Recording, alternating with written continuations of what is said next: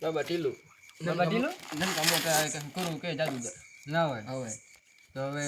કેટલા આવે જાદુગર 5 રૂપિયા ચાલુ થાય મફત મફત એક નથી થયો 5 રૂપિયા ચાલુ કરો દેખાવ 5